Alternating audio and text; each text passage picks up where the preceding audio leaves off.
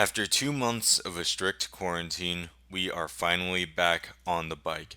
And let me tell you, it feels amazing. Today, we are riding at Gob Hill. We are exploring around, and to be honest, I forgot this place even allows open riding. I raced here 2 years ago for the WFO Promotions Hare Scramble Series, and it was an awesome race. The track was really fun. The only downside to that race was myself and about half the C class accidentally cut the course on the first lap, and that sucked to find out at the end of the race because we didn't even realize that we did it at the time. Um, so that kind of ruined the race more or less for me, but the actual track was amazing. So when I saw on Facebook that the track was opening up and that they actually allow open riding, I said, all right, I have to go there and explore around, just check out places that I didn't see when we were racing. Plus, it's been 2 years since I've been here, so I wanted to go and just try it out, see what it was like. Also, I'm using this time or this ride to just get back into the groove of things. It's been 2 months since I've ridden my dirt bike, and it's been almost half a year since I've actually just gone to ride. The last time I rode just for fun was Christmas of last year. And then the only other time that I've ridden my bike in 2020 was the first round of the MXC series 2 months ago before the shelter in place mandates went into effect. So we are at Gob Hill today. We're going to explore around and we're going to have some fun. Let's get into the action. So to start things off here, I'm just getting warmed up, easing back into things, and I'm riding this fast flowing open trail right next to the parking lot that you can see there on the left. In the race, this was the last trail section before the finish line. So really fast, really open here. It flows really well. The only thing that makes it difficult is it's pretty rutted up from ATVs riding over it as well. But it's a good way to ease back into things. And we'll see up here in just a minute. There's still arrows on the trees from last year's race. You can see right there on the left. So when I realized that, I was like, oh, cool. So we can go explore around in the trails and try and find the sections that were incorporated in the race from last year. I have to say, this property is absolutely beautiful. We can see off to the right, there's a pond there, and the scenery is just amazing. It's a lot better than the walls of my apartment that I've been forced to look at for the last 2 months. Haven't really gotten outside too much, but there's a pond to the right there, and to the left there's another pond. So the scenery in this park is amazing, and that alone made the trip well worth it.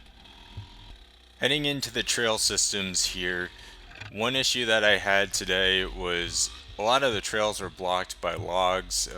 The GoPro doesn't really do it justice, but there's a tree down on this uphill that made it impossible to get up. So a lot of overgrown trees and logs that are down, but it's early in the season, and that's going to happen no matter where you go to ride. Putzing along here deep within the trail system, I end up finding a good section of trail that was in the race that took place here last year, and I try and follow it for as long as I can. Now, the arrows on the trees, most of them are actually still readable, which is surprising because the race took place last summer, I believe, but some of these arrows are weathered and unreadable. Some of them have been blown off the trees, but for the most part, they're still readable. So that's cool that I'm able to uh, ride the trail system that I missed out on from the race from last year. And it's actually having me thinking now. I plan on doing the race here this year. I think it's in July or August, if I'm not mistaken. But if I have a free weekend a few weeks after the race takes place, I'll probably come riding here again because hopefully all the caution tape will still be placed and all the arrows will be definitely readable and still on the trees, so I can do some laps on an actual hare scramble track. You know, a mistake that I make or an issue I have is when I'm riding trails, I don't really know where to go, so I just end up putzing along some random trail system, and that's a good way of getting better. I'm out riding, but having an actual marked hare scramble track there with the ability to ride it, I think that would be more than beneficial for me in trying to develop new skills and trying to speed myself up and get better. It's definitely good hands on practice. So, on the opposite side of where I was just at, we have some more trails that look familiar to me. Now, none of these trails had the arrows up for them, but I later found that I'm going backwards, so all these trees do have arrows on them. They're just facing the other way. So, if this was the race, I would definitely um, be an issue and probably be a head-on collision waiting to happen. But this is a fun section of trail, and I recognized it from when I had my race here, which I think I said it was 2 years ago in the beginning of the video. Now looking at it, it was 3 years ago. Man, time is flying by. I can't believe this is already season 4. But regardless, this is again another very fun, fast flowing section of trail. It reminds me a lot of the section of trail right next to the parking lot that I started out on, except now we just have more trees. And this is also pretty rutted from ATVs going over it as well. I just went straight through that deep rut, and you can see there's still some caution tape that's on the course as well. Doing a little exploring a little later on here, so I find a hill that I want to try and tackle, and I end up stalling my bike, and I do something that I haven't really noticed I've ever done before, and that's just take a few seconds here to appreciate how cool this area is. We have the pond over to the right there. There's a little swamp section behind me. I think just being quarantined for 2 months just gives me a little bit more appreciation for the things that I've never really paid attention to before. But after those few short seconds, start my bike up again, easily go up that hill, and again, there's arrows up on these trees pointing the other way, so I'm just going backwards, but it is what it is. Don't have to follow the trail system for the entire ride. Just trying to explore around and figure out what all this park has to offer. Well, I hate to end this episode on a bad note, but that's just how it works out sometimes. So I'm in this open section on the park here, and I try and pull in my front brake lever, and there's no resistance. So I look down at the front wheel, and the caliper is just dangling. So I know, not good.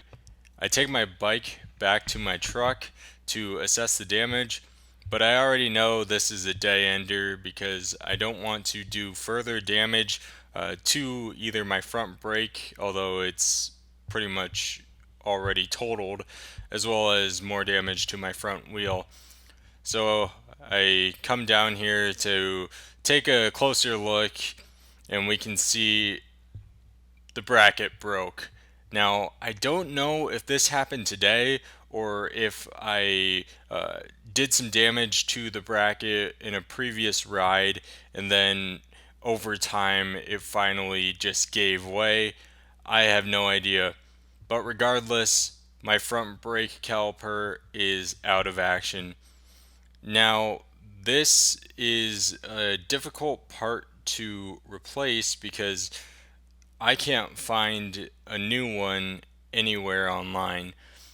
So, luckily, my good friend Stephen Perkins has came to the rescue, and he has one available that he is willing to give me. So a huge shout out to him, and he's going to be in future episodes we plan on writing together here in the coming weeks.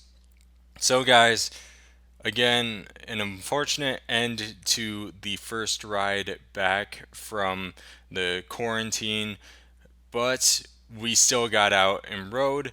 And moving forward, tracks are open, so we're able to ride again. And ultimately, that's a win in my book.